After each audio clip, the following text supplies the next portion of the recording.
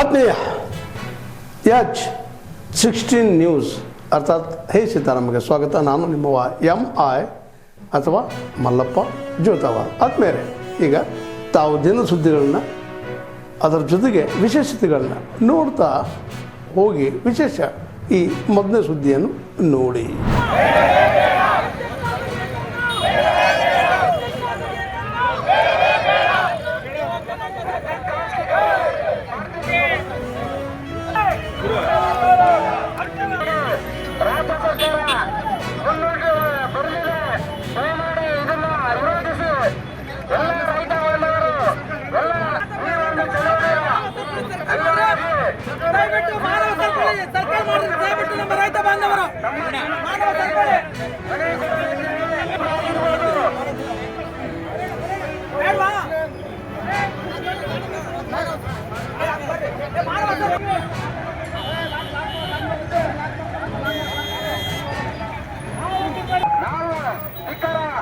ಘೋಷಣೆ ಮಾಡು ನಮ್ಮ ಜಿಲ್ಲಾಧಿಕಾರಿಗಳಿಗೆ ಮನೆ ಎಲ್ಲ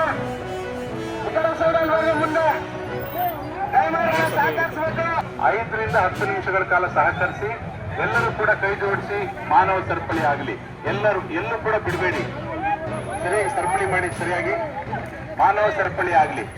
ಬಿಡಬೇಡಿ, ಸರಪಳಿ ಮಾಡಿ ಎಲ್ಲ ಕಡೆ, ಇಡೀ ಸರ್ಕಲ್ ಸುತ್ತಲೂ ಮಾನವ ಸರಪಳಿ ಆಗಲಿ. ನೋಡಿ, ಅಲ್ಲಿ ಗ್ಯಾಪ್ ಆಗಿದೆ, ಅಲ್ಲಿ ಅಲ್ಲಿ ಅಲ್ಲಿ ಅಲ್ಲಿ ಅಲ್ಲಿ ವೀಪ್ ಆಳಿದ ಹೆಣ್ಮಕ್ಳು ಎಲ್ಲರೂ ಸೇರಿ ಎಸ್ಕೆ ಎಲ್ಲೂ ಗ್ಯಾಪ್ ಬಿಡಬೇಡಿ, ಯಾರಿಗೂ ಮಧ್ಯದಲ್ಲಿ ಹೋಗ್ಲಿಕ್ಕೆ ಅವಕಾಶ ಕೊಡಬೇಡಿ. ಸರಪಳಿ ಮಾಡಿ, ಎಲ್ಲರೂ ಸರಪಳಿ ಮಾಡಿ. ಅಲ್ಲಿ ಅಲ್ಲಿ ಇಲ್ಲಿ ಎಲ್ಲರೂ ಇಲ್ಲಿ ಇಲ್ಲಿ ಇಲ್ಲಿ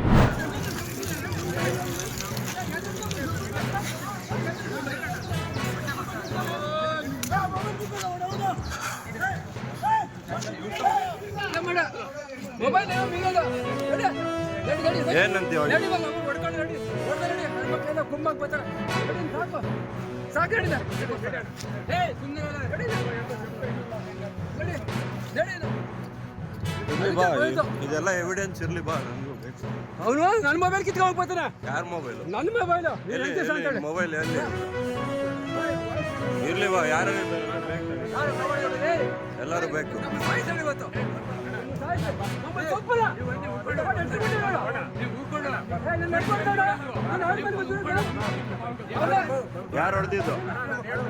ಯಾರು ಹೊಡೆದಿದ್ದು ಇದನ್ನ? ನೀವು ಸೊಂಪಕ್ಕೆ ತೊಳ್ಕೊಂತ ಅಂದ್ರೆ ನೀವು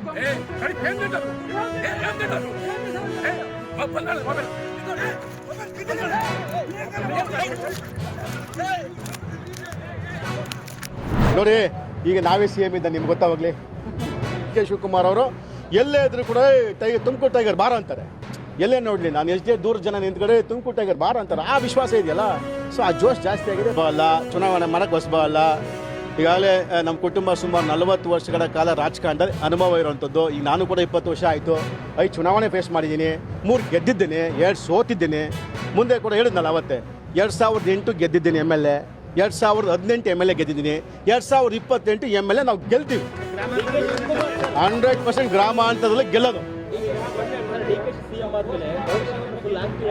100%. ರೀ, ನಮಗೂ ಖುಷಿ ಆಯಿತು, ನಮಗೆ ಖುಷಿ ಆಗಿದೆ. ಇನ್ನೊಂದು ಸೀಟ್ ಆ್ಯಕ್ಟಿವ್ ಮಾಡೋಕ್ಕೆ ಅವರು ಅಷ್ಟು ಸಪೋರ್ಟ್ ಮಾಡ್ತಾರೆ ನಮಗೆ. DK ಶಿವಕುಮಾರ್ ಅವರು ಎಲ್ಲೇ ಇದ್ರು ಕೂಡ ತುಮಕೂರು ಟೈಗರ್ ಬಾರ ಅಂತಾರೆ. ಎಲ್ಲೇ ನೋಡಲಿ, ನಾನು ಎಷ್ಟೇ ದೂರ ಜನ ನಿಂತ್ಕಡೆ ತುಮಕೂರು ಟೈಗರ್ ಬಾರ ಅಂತಾರೆ. ಆ ವಿಶ್ವಾಸ ಇದೆಯಲ್ಲ, ಸೊ ಆ ಜೋಶ್ ಜಾಸ್ತಿ ಆಗಿದೆ. ಸೊ ಹಂಗಾಗಿ ಹಿಂದೆ ನಮಗೆ ಕುಮಾರಸ್ವಾಮಿ ಅವರು ಯಾವ ರೀತಿ ನಮಗೆ ಶಕ್ತಿ ಕೊಟ್ಟಿದ್ರು, ಅದಕ್ಕಿಂತ ಒಂದಷ್ಟು ಹೆಚ್ಚು ಶಕ್ತಿ ಇವತ್ತು DK ಶಿವಕುಮಾರ್ ಅವರು ಕೊಡ್ತಾರೆ. ಹಾಗಾಗಿ ನಾನು ಪಕ್ಷ ಕಟ್ಟಬೇಕು ಅಂತ ತೀರ್ಮಾನ ಮಾಡಿದ್ದೀನಿ. ಏನು ಅವ್ರ ಶಕ್ತಿ ಮೇಲೆ ಅವ್ರು ಏನು ಮಾಡ್ತಾರೋ ಮಾಡಲಿ. ನೋಡಿ, ಈಗ ನಾವೇ CM ಇದ್ದ ನಿಮ್ಗೆ ಗೊತ್ತಾವಾಗಲಿ. ನಮ್ಮ ತಾಲೂಕಲ್ಲಿ ನಾವೇ CM ಇದ್ದಂಗೆ.